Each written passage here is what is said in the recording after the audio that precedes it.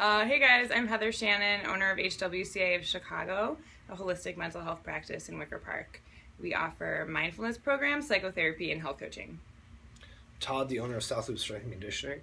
We offer a lot of strength and conditioning group classes in the South Loop area of Chicago. We also work with a lot of athletes who are looking to look better and feel better and also perform at a high level in sport, particularly within the sport of CrossFit. So one of the things that we've talked about in the past has been what is the role of mindfulness in terms of elite performance, right? Exactly. And not necessarily elite performance, but also people just trying to move from where they are to somewhere that's a little bit better. And we hear all these sort of tropes about mental toughness and, you have to get your head in the game and, 90% of the battle is mental, and these quotes like this that at some level mean something, but it's just kind of this like Instagram fodder. So I think one of the things that's really interesting to talk about is what does that actually mean?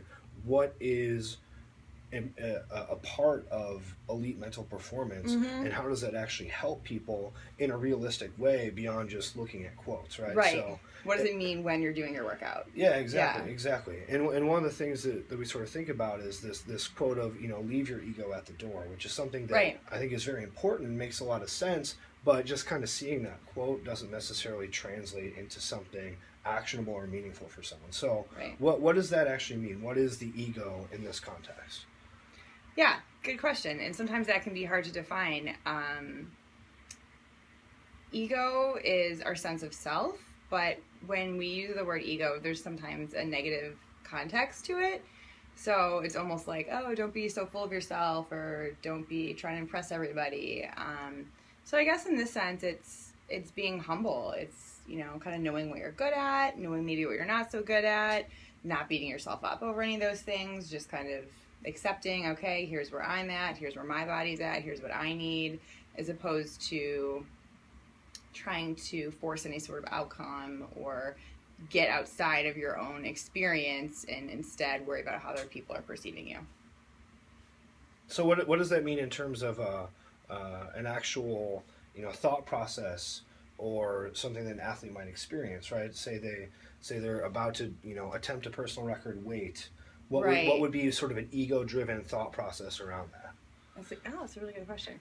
I guess if you are, I got to get this weight, or like my coach isn't going to think I'm okay, or I'm not going to think that I'm acceptable, or, that I failed, So basically when we get into sort of assigning meaning to the experience instead of just sticking to okay, this is my experience, I'm showing up, I'm doing my warm-up, I'm feeling what's going on in my body, I kind of know what I need, versus, I gotta make this happen, So it's, I think being present and accepting whatever happens versus attaching to the outcome and trying to force something.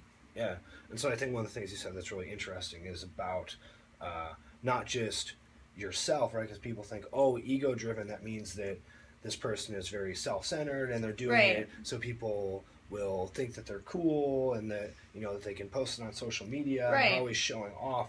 But you mentioned something, that this ego-driven thought process could be for a coach or for a community. Yeah, absolutely. Where it's taking on, I'm going to let this person down if I don't perform, is ego-driven as well. Exactly. And, when I was on the rowing team in college, or, when I've done CrossFit classes, even if there's kind of people saying hey, leave your ego at the door, I'm still kind of thinking, oh, but look at all these other people, they're so good and I got to keep up with them, and look what they can do, and I don't want to be the last one. And so there's an element of fear there too, of what if I'm not accepted as part of the group, or what if I'm not included? And that can be part of an ego-driven mentality too. It's not just kind of being a jerk and oh, I'm so awesome, but sometimes it's coming from a place of fear or insecurity, and kind of making it about you in that way. Yeah. How do you see it with your athletes where ego comes into play? So I think one of the things, and you kind of mentioned this, is the concept of outcome independence, right? And this is very tricky in the context of performing in a sport, because at some level, a lot of sports performance is a zero-sum game, right? Right. One person wins, the other people don't win. And, there's a very clear defining set of rules and whatever that indicate if you won or not, right? You either score more points, or you lift more weight, Right. or you finish the race faster, and you either hit this number and beat this person, or you don't, right? Right. Your team either scores more baskets than the other team, or you don't, Right. right? So it's tough to sort of take this outcome independent mindset, because you want to win, you want to, you know, win the championship, you want to support your team, whatever, Mm-hmm. and only one team gets to win, Right. and there's very clearly defined characteristics that define winning. So saying, oh, just be outcome independent, I think to a lot of athletes sort of seems almost like woo-woo. It's like, Right. it's like, what are you talking about? I can see that. Like, how can I Why be bother playing then? Yeah, how can I be outcome independent? I'm here to win, Mm-hmm. and we know what winning means. Mm-hmm. But I think that the trick is to figure out, how do you give full effort towards winning without letting the outcome of that define who you are as a person. Yeah.